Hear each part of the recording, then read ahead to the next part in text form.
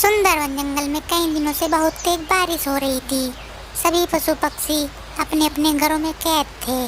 कोई भी पक्षी बाहर नहीं जा सकता था। उसी जंगल में मोंटू नाम का एक चूहा अपने बेटे पिंटू के साथ रहता था। बारिश की वजह से मोंटू के घर में खाना खत्म हो गया था। बेटा पिंटू, हमारे पास तो सिर्फ आज तक का ही खाना बचा हुआ है। अरे पिताजी, अगर हमारे पास आज अनाज खत्म हो जाएगा तो हम क्या करेंगे? हमारा क्या होगा पिताजी?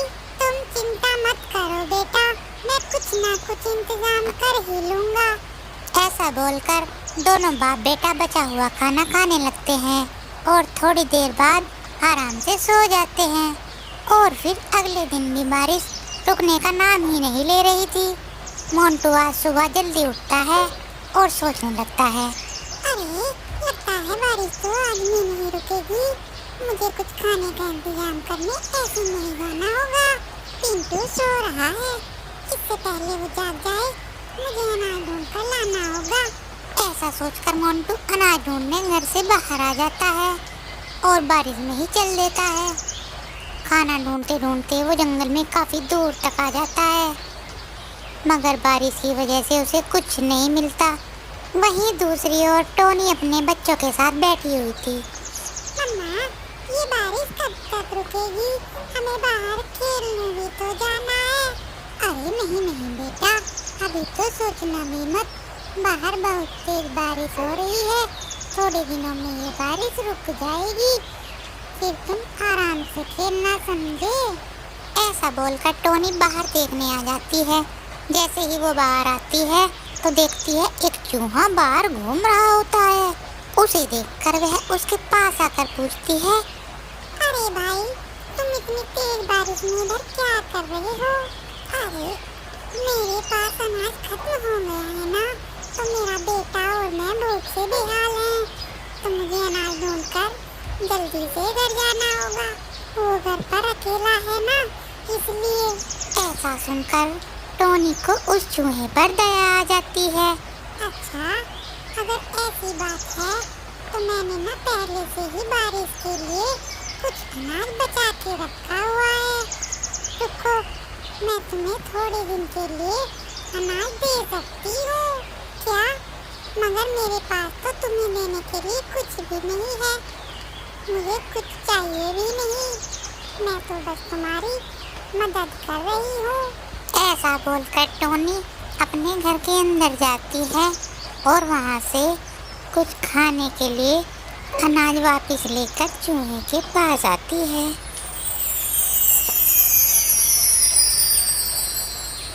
ऐसा देखकर मोंटू बहुत खुश हो जाता है। अरे बहन, तुम कितनी अच्छी हो, तुम्हारा बहुत बहुत धन्यवाद। मैं तुम्हारा ये एहसान कभी नहीं भूलूंगा। अरे भाई, इसमें एहसान कैसा? ये तो मेरा फर्ज था। इसके बाद मोंटू अनाज लेकर अपने घर की ओर निकल जाता है।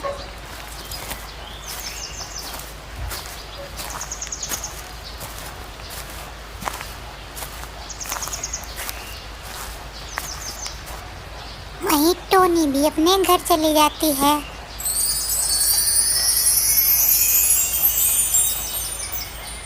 ऐसे ही 2-3 दिन बीत जाते हैं।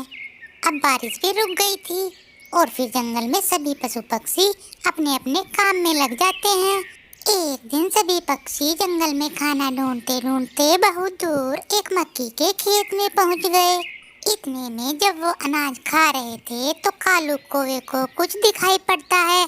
अरे देखो देखो दोस्तों, अरे लग रहा है ये शिकारी पंछी हमारी तरफ ही आ रहे हैं। अरे हाँ हाँ कालू भाई, ये तो हमारी तरफ ही आ रहे हैं। हमें बहुत जल्दी कुछ करना होगा, चलो जल्दी जल्दी भागो यहाँ से। कालू कौवा और कबूतर अभी बात कर ही रहे थे कि उन शिकारी पंछियों की नज़र उन पर पड़ जाती है और वो हमला करने के लिए उनकी ओर आने लगते हैं। शिकारी पंछियों को अपनी तरफ आता देख सभी पक्षी खेत छोड़कर भागने लगते हैं। अपनी जान बचाने के लिए सभी पक्षी जंगल में बहुत दूर तक निकल जाते हैं। मगर शिकारी पंछी उनका पीछा तब भी नहीं छोड़ते और उनके पीछे पीछे उन्हें पकड़ने के लिए आ जाते हैं। दूसरी ओर मोंटू जैसे ही अपने घर से बाहर निकला तो उसकी नज़र टोनी पर पड़ी। टोनी अपने दोस्तों के साथ बड़ी जल्दी में जंगल की ओर जा रही थी। इतने में मोंटू जोर से चिल्लाने लगता है, टोनी, अरे ओ टोनी, किधर जा रही हो तुम अपने दोस्तों के साथ? लगता है बहुत जल्दी में हो। टोनी आवाज सुनकर रुक जाती है और नीचे देखती है तो उसे मोंटू दिखाई पड़ता है। टोनी और सभी पक्षी मोंटू के पास आते हैं। क्या बताएं मोंटू भैया, शिकारी पंछी हमारे पीछे पड़ गए हैं। हम सभी लोग अपनी जान बचा के भाग रहे हैं यहाँ से। तुम भी यहाँ से अपने बिल में चले जाओ। अरे बस इतनी सी बात है। सुनो, तुम लोग जल्दी से मेरे बिल में आ जाओ। मेरे पास तुम लोगों को बचाने की एक योजना है। ऐसा बोलकर मोंटू सभी पक्षियों को अपने घर में ले जाता है। थोड़ी देर में ढूंढते ढूंढते वो शिकारी पंछी वहां पर आ जाते हैं। अरे यार, इतनी देर में ये सारे पक्षी यहाँ से गायब कहाँ हो गए? अभी तो यहीं पर थे। हाँ यार, सही कह रहे हो तुम। यहाँ तो छुपने के लिए कोई जगह भी नजर नहीं आ रही। आखिर ये लोग गए तो गए कहाँ? ऐसा बोलकर वो दोनों इधर उधर देखने लगते हैं। तभी चील की नजर एक घर पर पड़ती है। अरे देखो, वो वहाँ पर एक घर मुझे नजर आ रहा है। मुझे लगता है सभी लोग वहाँ छुपे होंगे। ठीक कह रहे हो तुम यार। चलो, तो देर किस बात की, अंदर जाके सबको बाहर खींच कर लाते हैं। चलो। ऐसा बोलकर दोनों मोंटू के घर में घुस जाते हैं। जैसे ही अंदर जाते हैं तो देखते हैं मोंटू अंदर बैठा हुआ था। अबे ओ चूहे, वो सारे पक्षी कहाँ गए? जल्दी बता, वरना आज तेरी खैर नहीं। अरे कौन से पक्षी? मुझे क्या पता, यहाँ तो कोई भी नहीं आया। मैं तो यहाँ अकेला ही रहता हूँ। अबे ओ चूहे, ज्यादा मत बोल, नहीं तो तेरी स्याह पत्ती अभी निकाल दूंगा, समझा? ऐसा बोलकर दोनों सारे घर की तलाशी लेनी शुरू कर देते हैं, मगर उन्हें कुछ नहीं मिलता। अरे यार, ये तो ठीक कह रहा है, यहाँ तो कोई भी नहीं है। लगता है वो लोग यहाँ पर आए ही नहीं हैं। जरूर वो लोग जंगल में ही छिपे होंगे। हमें उन्हें ढूंढने वहीं पर जाना होगा। सही कह रहे हो तुम, मुझे भी यही लग रहा है। तो चलो जल्दी यहाँ से चलते हैं, वरना वो हमारे हाथ से निकल जाएंगे। चल बच्चू, अभी के लिए तो हम जा रहे हैं। आज के लिए तो तू बच गया, लेकिन अगर कहीं वो लोग यहाँ मिल जाते तो मार मार कर तेरा कीमा बना डालता। ऐसा बोलकर वो दोनों मोंटू के घर से बाहर आ जाते हैं। जैसे ही वो जंगल में दूर चले जाते हैं तो मोंटू कुर्सी हटा देता है।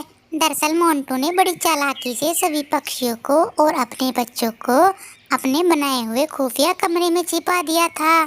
सभी पक्षी वहीं पर बैठे हुए थे। जब शिकारी पंछी वहां से चले गए तो मोंटू सभी को बाहर बुला लेता है और बड़ी चालाकी से सभी को बचा लेता है। मोंटू भाई, तुम्हारा बहुत बहुत शुक्रिया। हम सभी तुम्हारा यह एहसान कभी नहीं भूलेंगे। हम तुम्हें बता नहीं सकते तुमने हम पर कितना बड़ा एहसान किया है। अरे टोनी बहन, कैसी बात कर रही हो? इसमें एहसान कैसा? मैंने कोई एहसान वैसान नहीं किया है। मैंने तो बस तुम्हारी छोटी सी मदद की है। इसके बाद सभी पक्षी मोंटू का शुक्रिया अदा करते हैं और धन्यवाद करके वापस अपने घर की ओर आने लगते हैं और इस तरह सुंदरपुर में खुशियाँ फिर से लौट आई। तो दोस्तों, कैसी लगी आपको हमारी कहानी और मोंटू की चतुराई?